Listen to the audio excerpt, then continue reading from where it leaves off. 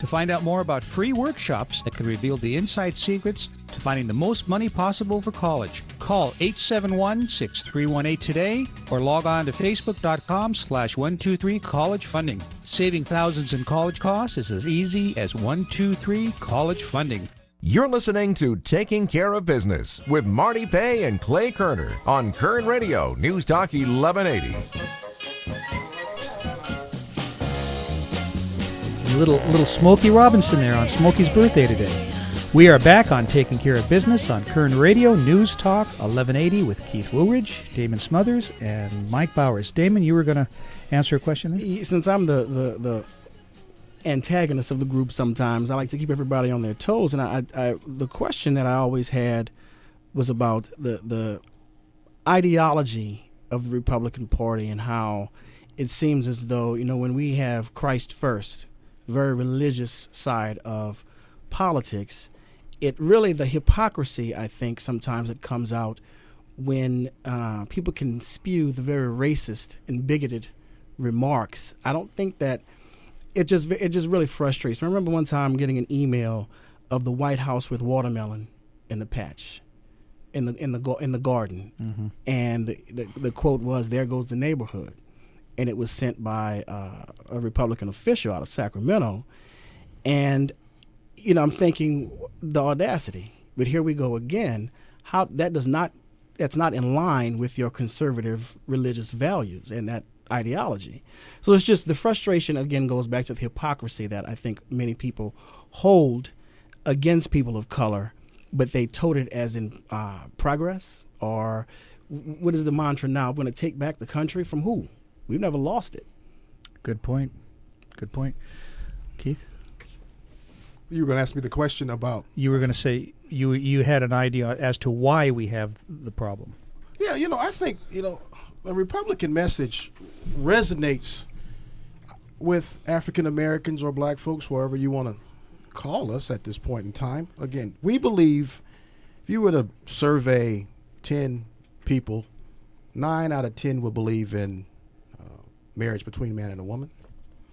They would believe in limited government, less taxes, and things of that nature. Abortion. We take care of our own. Mm-hmm. We do. Whether she's a little girl or all the way, we take care of our own. We possess those values as a people. And again, I would say this, here in Kern County, we have been extremely welcomed. Shannon Grove, Kevin McCarthy, our supervisors, our council people, they've been warm and friendly. But sometimes on a national level, the venom that is spewed turns our folk off. So it's not so much the message that the Republican Party puts out there to the everyday African American. It's the way the messenger sends the message. We take some of these things to heart. When you make a comment like Damon said about the president, to me, I disagree with his policies, but I still see him as an African-American male who's done everything this country has told him to do. He's gone to college. Ivy League, him and his wife. Mm-hmm. Okay? He don't have any baby mama drama out there. Malia and his other daughter, and Sasha, he's home with them babies. Michelle's taking care of those girls. Those are traditional family values. And to see sometimes the hate with him with these big old ears and big nose and looking minstrel, or with a like a monkey, or with bothers me. The Nazi come on swastika. Come on, that's disrespectful to the president of the United States. And I do take it personal at times, because the country tells me I should be like him. Go to school, take care of your family, work hard, pay your dues, earn your respect. But then to be treated that way, I mean, that's unfortunate. And I think we're better than that. And we're talking about Dr. King. Dr. King was better than that. His values should be lived more than just January 16th when we get together and have Eggs Benedict. His values need to be lived 364 days a year, which is love and service. Love and service, and as that's what we complain as conservative values, we need to live those, no matter who's president of the United States. Again, racism is wrong. Black folks can be just as mean and venomous as white folks. Black but folks can be racist. Oh, yes, we can be. Sure. But we as a Republican Party, as Damon said, we stand for values of truth and justice. And that goes across the board and across the spectrum. And that's all we say as I've getting older and as I look back on my life. And if I want to continue the legacy of Dr. King, which is love, you love your enemy. We're taught to pray for our government. Yeah. Not to tear them down. Exactly. We're having a conversation with Damon Smothers, Michael Bowers, and Keith Wolaridge on Taking Care of Business. We've got a caller on line 1. Robert, welcome to Taking Care of Business. Good afternoon. How are you all doing? Good. Great. How are you? I grew up in the civil rights days, and my father worked for NBC News, and he was very good friends with Barry Goldwater.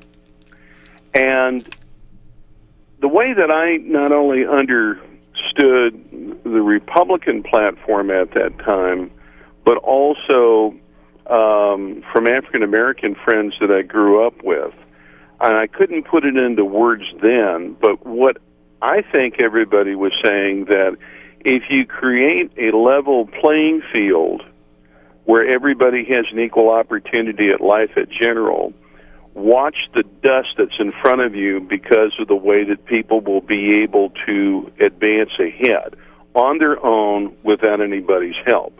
But on the other hand, those in the Democratic Party wanted to make African Americans some kind of a test case that they had to manage and control and bring things to the table and do this and do that. And it was all good provided the fact that they were the ones that were implementing it and not allowing for independent choice. You understand where I'm going with this?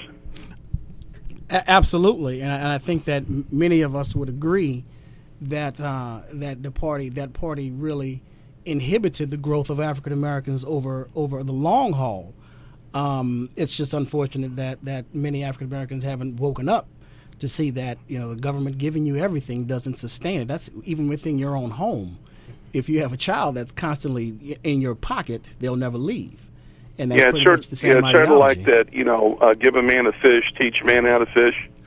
And that was the kind of thing that I heard people trying to bring to the forefront was, look, I don't need your help. Just give me the opportunities and I can help myself. That's absolutely correct, Robert, and that's where we are now. We're saying, look, that's what the message Damon and Mike and myself tried to bring. We don't need government's intervention.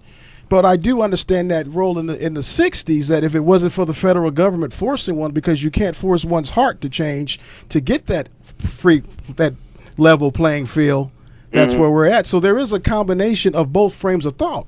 But going forward, I firmly believe African Americans do not need federal government help to go a long ways. I think we are very ingenious people. We're smart people. You stay out of our way. You keep the rules fair. We're going to do better than most. And that's what Mike and Damon and myself try to preach to people out here in the community. We can do it. You don't need government intervention. As long as don't change the rules, don't lengthen the course, don't make it a 10-foot goal, a 15-foot goal. Yeah. Keep it fair. Let's all compete. We can compete, and we can do well. We don't need government. Just keep it fair. Robert, thank you for the call. I appreciate it.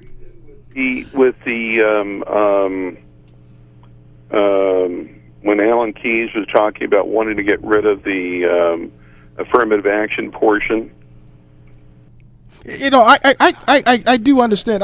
Damon can speak to it better to that. Damon and I, when it comes to affirmative action, we are very strong on that, but he's more articulate at that than I am. I can tell you an example. I'm going to be real brief. When I was in a doctoral program at Southern Mississippi, believe it or not, Southern Mississippi, okay, only African-American male in the school psych, counseling, industrial organizational, clinical psych program.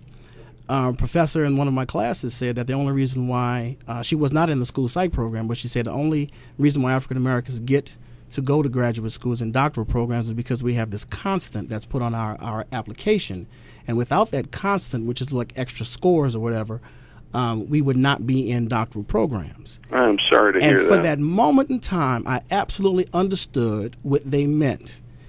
I don't need this. I can compete with you every day, 2 days on Sunday. It doesn't matter. So I understood in that moment in time what the argue was about.